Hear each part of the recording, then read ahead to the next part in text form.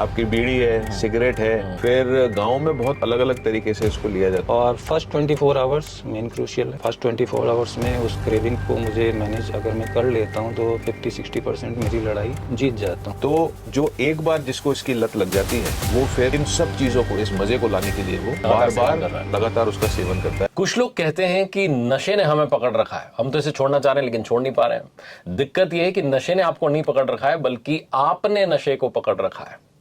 My FM से मैं हूं आरजे कार्तिक और वर्ल्ड नो टोबैको डे पर इसी बारे में आप तक एक इंपॉर्टेंट मैसेज पहुंचाना है। और इस पॉडकास्ट में गपशप विद कार्तिक में आज हमारे साथ जुड़े हैं डॉक्टर हर्ष उदावत, जो कि डायरेक्टर गैस्ट्रोएंटरोलॉजी इटर्नल हॉस्पिटल हैं। बहुत बहुत स्वागत है आपका सबसे पहले तो। और सर, कई वर्षों से हम वर्ल्ड नो टोबैको डे मनाते आ रहे हैं, अवेयरनेस जो है वो फैलाते चले आ रहे हैं, जागरूकता के लिए अलग अलग कैंपेन चलते आ रहे हैं। और अब तो जो सिगरेट का जो पैकेट आता है, जो तंबाकू के उत्पाद आते हैं, उन पर भी 85% 90% लगभग पूरे पैकेट पर जो है पिक्टोरियल वार्निंग होती है। बताया जाता है कि आप इसका सेवन करेंगे तो क्या हाल हो जाएगा, लेकिन तब भी रुक नहीं रहा है। वो जाते हैं, जाकर के खरीद लेते हैं और अपना जो है स्मोकिंग कर लेते हैं। क्यों नहीं रुक पा रहा है? क्यों ये इतना बड़ा नशा बन गया है कि तमाम जागरूकता अभियान चलाने के बावजूद रुक नहीं पा रहा है नशा? जी, आपने सही कहा कि जो उसके ऊपर लेबल्स लगे होते हैं और उसके ऊपर बड़ी भयानक तस्वीर होती है। बड़े बड़े कैंसर दिखाए जाते हैं, मुंह के कैंसर, जीभ के कैंसर, गाल के कैंसर, और इतने भयानक है लेकिन फिर भी नहीं छोड़ पा रहे हैं। तो समझना पड़ेगा कि जो तंबाकू और तंबाकू के पदार्थ है उसके अंदर करीब करीब 7,000 केमिकल्स होते हैं। जैसे उसके अंदर निकोटीन, कोल टार, कार्बन मोनोऑक्साइड, फॉर्मेल्डिहाइड और बहुत सारे जो कि गंभीर बीमारियां कर सकते हैं। वो खराब पदार्थ है, जहरीले पदार्थ कह सकते हो आप। उसमें से एक इंपॉर्टेंट पदार्थ है, उसको हम कहते हैं निकोटीन।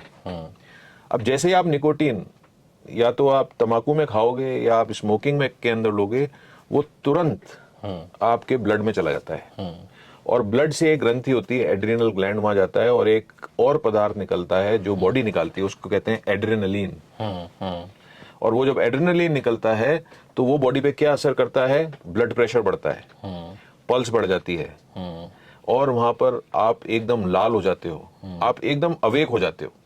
अवेक हो जाते हो, एकदम कहते हैं ना चौकन्ने हो जाते हो। आपको लगता है कि आप में कोई पावर आ गई। और एक होता है प्लेजर, मजा, जो कि ब्रेन को जाता है। जब आप लेते हो तो ऐसा होता है, और जब आप नहीं लेते तो वो मजा नहीं रहता है, वो पावर नहीं लगती है। तो जो एक बार जिसको इसकी लत लग जाती है वो फिर इन सब चीजों को, इस मजे को लाने के लिए वो बार बार लगातार उसका सेवन करता है। और फिर उस लेबल का ध्यान नहीं जाता, उसको ध्यान जाता भी है तो उसको इग्नोर कर देता है। राइट, छोड़ नहीं पाता, और इसी को हम एडिक्शन कहते हैं। राइट, इसी को एडिक्शन कहते हैं। तो इस बार जो वर्ल्ड नो टोबैको डे है सर, इसकी क्या थीम है, अगर आप थोड़ा बताना चाहें? देखिए, इस बार की थीम और विषय ये है कि हम हमारे बच्चों को या यूथ को टोबैको इंडस्ट्री से कैसे बचाएं, कैसे उससे दूर रखें।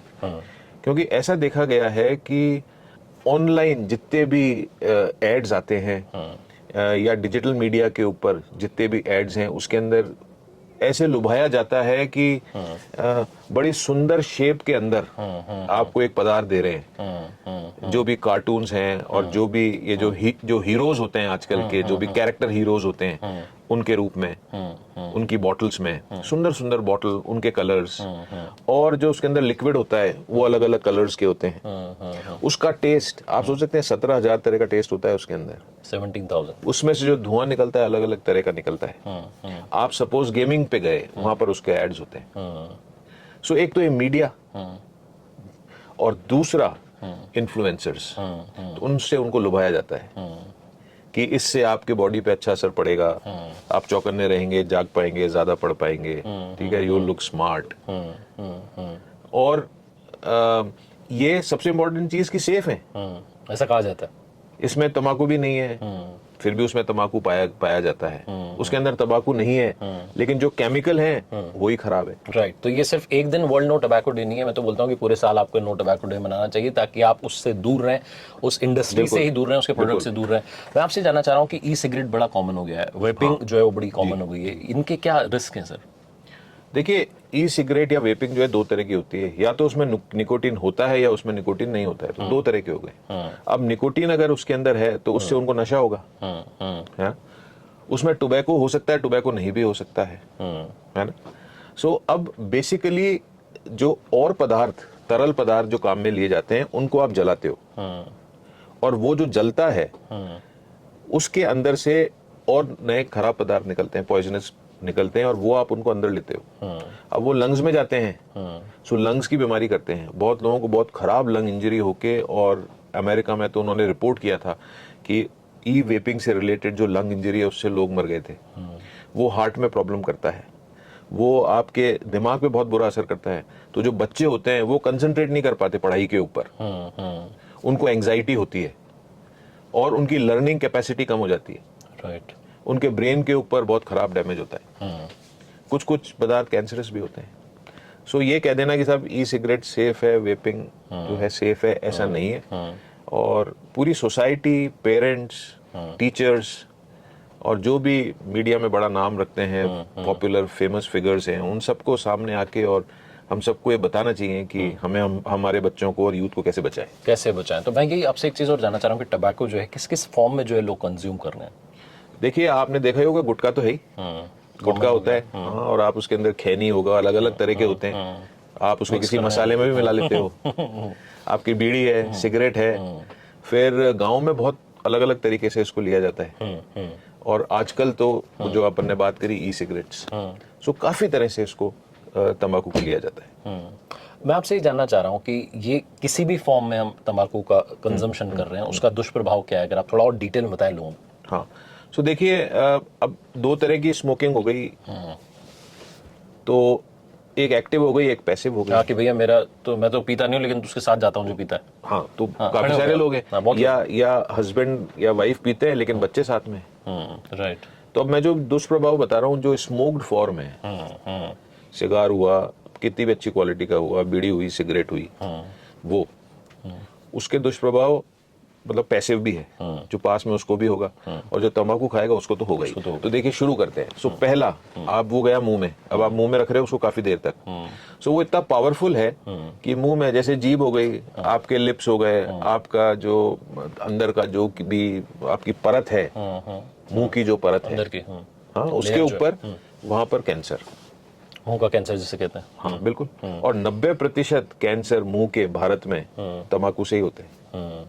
उसके बाद आप नीचे आ जाओ, गले का कैंसर, फिर नीचे आ जाओ आपके खाने की नली, अच्छा, उसका कैंसर, फिर फेफड़े, उनका कैंसर। तो ऐसा कहते हैं कि करीब करीब 20 तरह के कैंसर इसकी वजह से होते हैं। ठीक है। दूसरा हमने बात कर ली, लत तो लगी जाती है। तीसरा, हार्ट की बीमारी बहुत बढ़ जाती है, ब्रेन की बीमारी, स्ट्रोक बढ़ जाते हैं, किडनी खराब होने लग जाती है। कुछ आपने देखा होगा, कुछ लोग ऐसे होते हैं, कहते हैं कि मैं थोड़ा चलता हूं और मेरे पैरों में बहुत तेज दर्द होता है, पिंडलियों में, मैं बैठ जाता हूं फिर ठीक हो जाता हूं। उसको हम कहते हैं पेरिफेरल वैस्कुलर डिजीज। तो जो पैर हैं वो बिल्कुल गैंग्रीनस हो जाते हैं, गैंग्रीन मतलब गल जाते हैं, बिल्कुल मर जाते हैं, काले पड़ जाते हैं, और फिर आपको उनको काटना पड़ता है, एम्पुटेट करना पड़ता है। सो अंगूठा हो गया, या आधा पैर, पूरा पैर, अपने घुटने से नीचे तक, उसके ऊपर तक, क्योंकि यहाँ की नसें ब्लॉक हो जाती है, ब्लॉक हो जाती है। अच्छा, एक सबसे इंपॉर्टेंट चीज आप देखेंगे कि जो अस्पताल में आते हैं, दमा, लंबी खांसी, उसको हम कहते हैं COPD, chronic obstructive pulmonary disease. तो फेफड़े जो सपोज इतने साइज के हैं, वो फूल के इतने बड़े हो जाते हैं और वो पूरे डैमेज हो जाते हैं। लोगों को खांसी रहती है, लोगों को सांस में तकलीफ रहती है, छाती के अंदर दर्द होता है, और वो पूरी ऑक्सीजन मेंटेन नहीं कर पाते।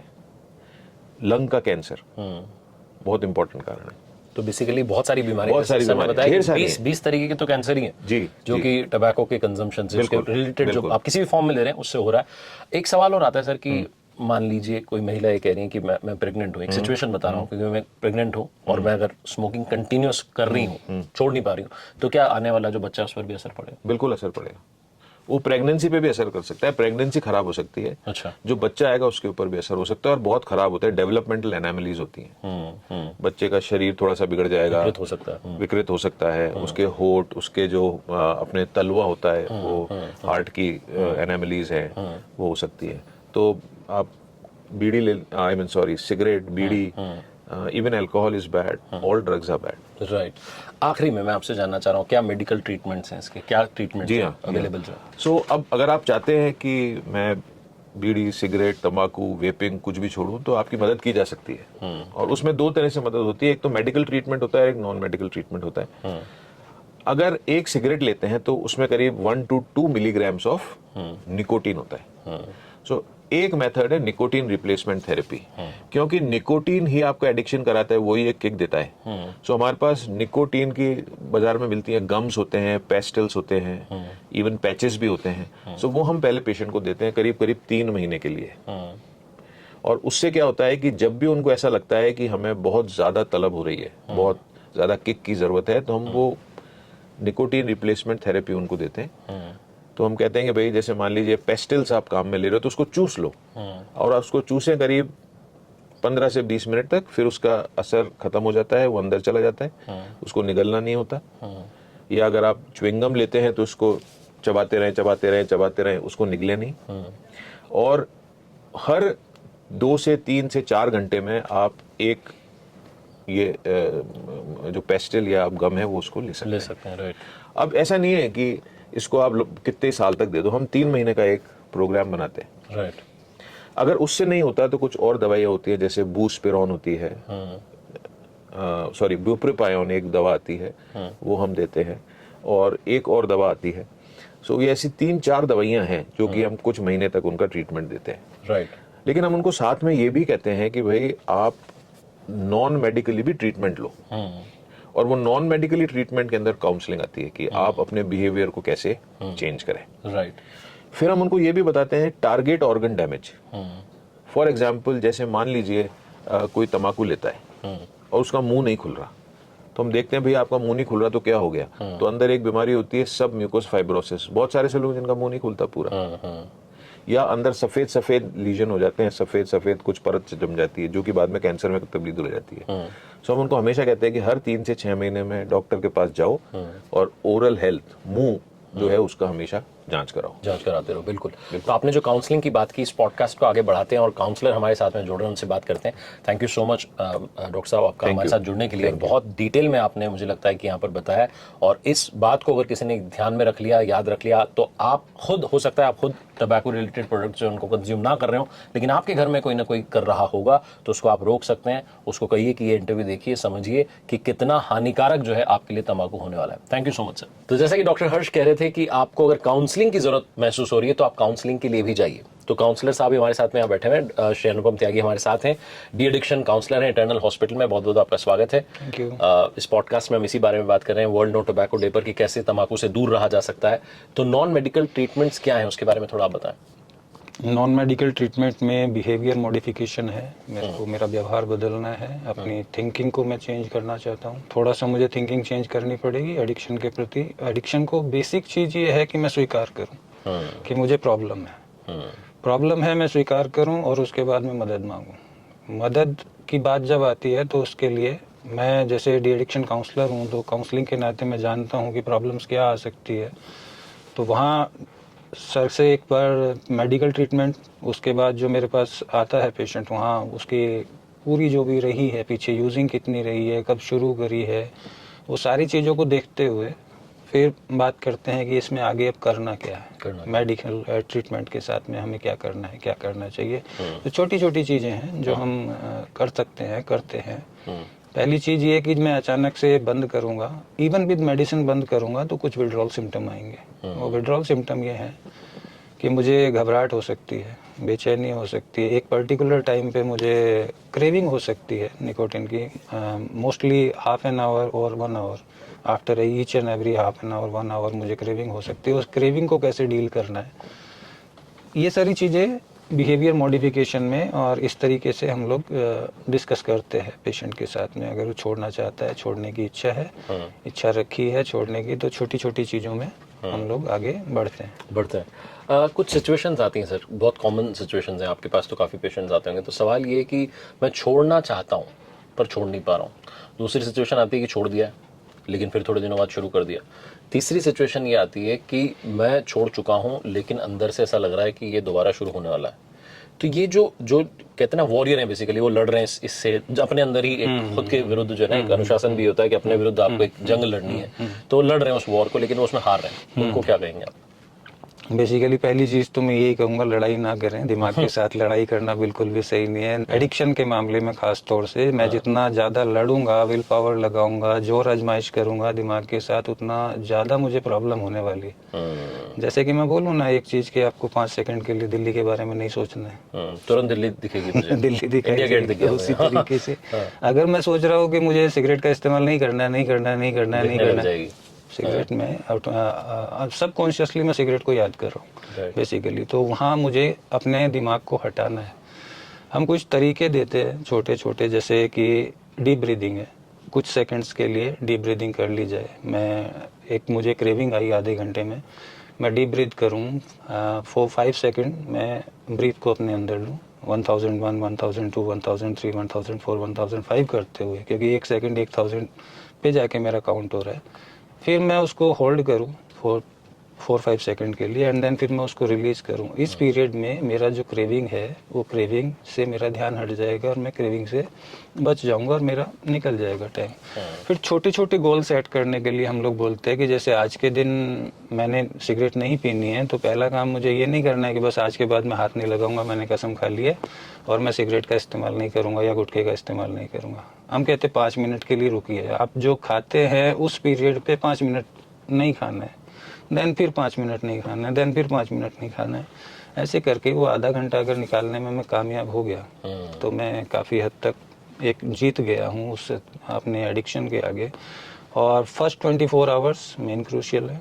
फर्स्ट 24 आवर्स में उस क्रेविंग को मुझे मैनेज अगर मैं कर लेता हूँ तो 50-60% मेरी लड़ाई जीत जाता हूँ।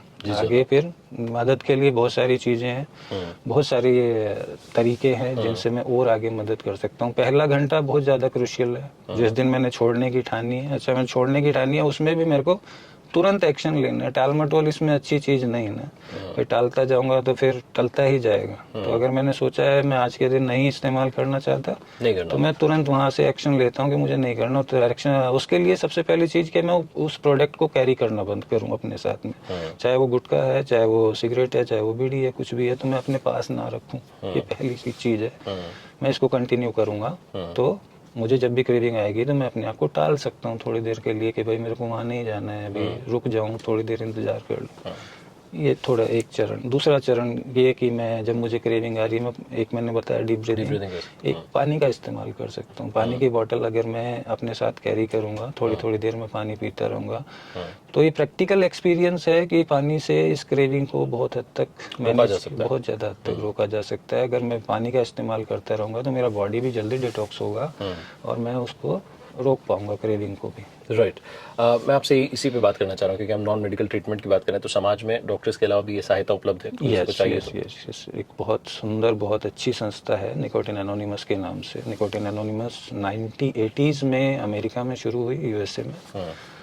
फॉर्मूला सीधा सा है कि ये वो लोग हैं जो निकोटिन से लड़ाई लड़ रहे हैं, निकोटिन छोड़ना चाहते हैं। जिस तरीके से मैं ग्रुप में जनरली नशा शुरू करता हूँ, कोई सा भी नशा होता है, मैं 3-4 लोग होते हैं, हाँ, अकेला शुरू नहीं करता। यही कॉन्सेप्ट मेरे नशा छोड़ने में भी काम आ रहे हैं।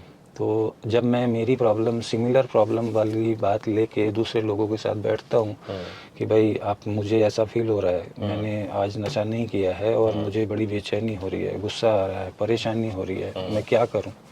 जब दो लोग आपस में बात करते हैं तो ये नोट किया गया कि उनको प्रॉब्लम्स कम हो जाती हैं, वो क्रेविंग कम हो जाती है, उनका दुख बढ़ जाता है, सुख बढ़ जाता है, दुख बांटने से बढ़ जाता है, घट जाता है, दुख बांटने से घट जाता है, सुख बांटने से बढ़ जाता है। वो वाली चीज़ यहाँ भी काम करती है। तो इसमें थोड़ा सा ये रहता है कि भाई ये लोग आपस में बात करते हैं और सिर्फ बात करते हैं, कोई पीछे छुपा हुआ उद्देश्य नहीं है, कोई पैसा नहीं है, किसी संस्था, मतलब धर्म से, राजनीति से, किसी मूल्य से, मूल्य वर्ग से, किसी चीज से कोई लेना देना नहीं है। सिंगलनेस ऑफ पर्पज है कि मुझे निकोटिन से समस्या है, आज के दिन मैं निकोटिन से दूर हूँ, तो जो निकोटिन से समस्या से ग्रसित व्यक्ति है मैं उसको कैसे मदद कर सकता हूँ। इस सिंपल से कॉन्सेप्ट पे संस्था काम करती है और अमेजिंगली बहुत शानदार रिजल्ट है। बहुत शानदार रिजल्ट हैं। वो हम लोगों ने पिछले 4 साल में इंडिया में ऑनलाइन मीटिंग्स के थ्रू ये चीज़ देखी है करते हुए कि पिछले 4 साल में लगभग 1000 से ज़्यादा लोग सोबर हैं आज के दिन निकोटिन से, और वो बात करते हैं डेली बेसिस पे। दिन में 3 बार वो मिलते हैं, सुबह 11 बजे शाम को 5 बजे और रात 9:30 बजे जूम मीटिंग पे वो लोग मिलकर Connect होते हैं। जूम मीटिंग का लिंक और उसकी आईडी मैं अभी आपको दे दूंगा। तो जो भी व्यक्ति समस्या से ग्रसित हैं, जुड़ना चाहते हैं, समस्या से ग्रसित हैं, छुटकारा पाना चाहते हैं, और ये ट्रीटमेंट ऐसा है, इसमें कोई कॉस्ट नहीं लग रही है, इसमें कोई आपको कुछ कहने वाला नहीं है, बिल्कुल स्वतंत्र है सारा मामला। आपका नाम भी वो लोग अनाम रखते हैं, एनोनिमस इसीलिए है कि वो नाम भी पूरा आपको भी बताना नहीं है, और उन्हें तो कोई मतलब है ही नहीं। आप क्या करते हो, कौन हो, क्या है, कुछ नहीं लेना देना। ये सिंगलनेस ऑफ पर्पज है कि मुझे निकोटीन की समस्या है, नशे से दूर रहना। क्या बात।